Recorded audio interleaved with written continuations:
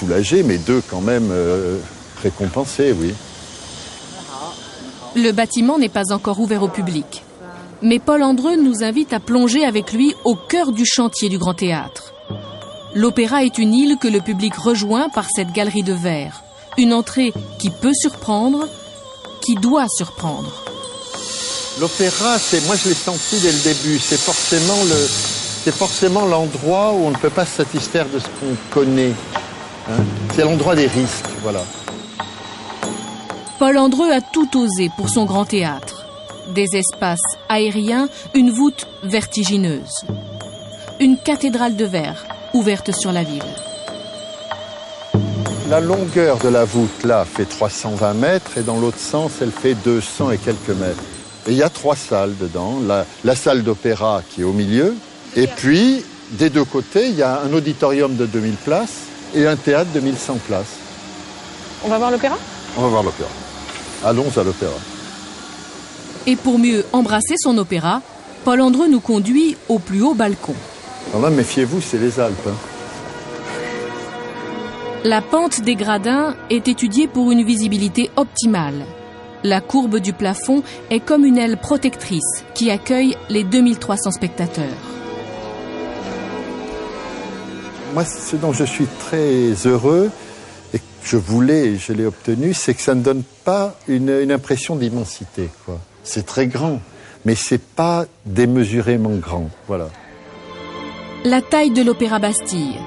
Les essais acoustiques devraient débuter bientôt. Pièce classique ou opéra-ballet, à Pékin de dresser le menu des prochaines réjouissances en avant-première des Jeux.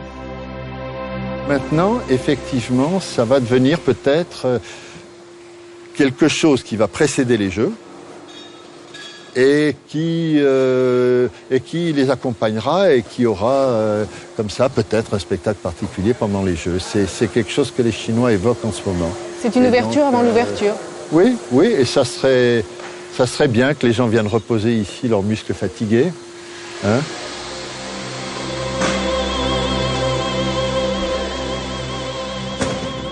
L'opéra de Paul Andreu fait partie des nouveaux visages de Pékin.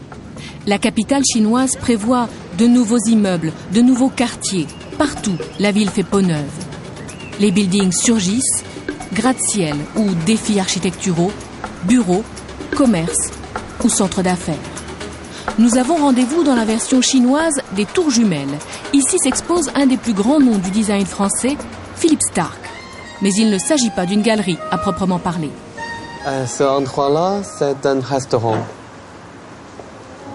pour le public. Nous sommes chez Lannes, un établissement entièrement habillé par le designer français. Au-dessus des têtes, une invitation au Musée du Monde. Chaque tableau est un morceau d'œuvre célèbre. Et si le mobilier a l'air dépareillé, c'est que chaque fauteuil est unique en son genre. Wang Xiaofei a été séduit par le style que proposait Starck. Je pense que lui, il est un grand designer pour moi. Il est très, très spécial. Toutes les choses que vous voyez d'ici, on peut dire c'est Starck. Donc il n'a jamais marché avec le trend. Comment dire le trend? Il ne marche pas avec la tendance, avec la tendance, le mode. C'est toujours en mode, je pense. Lui, c'est une mode à lui tout seul. Oui, c'est ça. Tout le monde à lui tout seul. C'est un style du Starck. Le moindre accessoire se fait essentiel, comme ces lustres en cristal noir de Baccarat, une rareté. Sur les tables, toutes les assiettes sont différentes et toutes sont uniques. 3000 objets comme autant d'œuvres d'art sur 6000 mètres carrés. Un art parfois burlesque, comme ces luminaires écologiques pour dîner de fruits de mer. Toute la lumière est faite par la moule. On a 6 lumières comme ça, mais la seule 6 du monde. C'est seulement créatif pour nous, pour ce endroit. Et vous avez mangé toutes les moules avant? Je suppose, non. Est-ce que les Jeux Olympiques vont changer quelque chose pour vous? Oui, je pense qu'il va changer beaucoup de choses pour nous à Pékin aussi. Je voudrais faire une place comme ça, internationale, quand les gens ils viennent, ils retrouvent qu'ils sont à Paris, peut-être en France, à New York.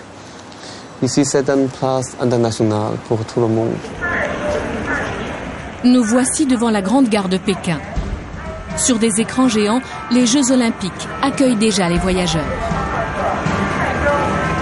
Des Jeux Olympiques qui vont aussi changer le quotidien des Pékinois. Pour les JO, la ville entend en effet transformer certaines habitudes de ses concitoyens. Ces agents sont chargés de traquer ce qui est en passe de devenir une infraction, à savoir cela. Cracher par terre ne choquait jusqu'ici personne. Pékin veut bannir cette mauvaise habitude. L'intervention de ces agents chargés du civisme est donc ferme et pratique. Je vous donne ce sachet pour cracher. Utilisez-le, ensuite jetez-le dans une poubelle.